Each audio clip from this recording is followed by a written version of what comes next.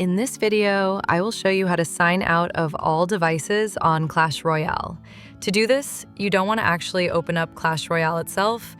Instead, you want to go and open up your email. Then, once you are signed into the correct email, the one that is connected to your Clash Royale account and to your Supercell ID, just go ahead and search in your mail for Supercell ID and then warning, or whatever language it may be in for you. For now, I'll just search for Supercell ID. From there, you will have a bunch of emails. You want to go to one that says warning.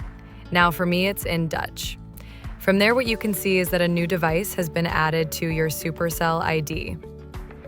From there, scroll down and click on the This is not my device button, which is the pink one right here.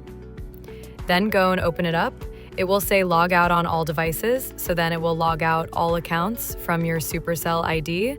Just click on that button, and from there, every single device will be signed out of your Supercell ID, including your Clash Royale account.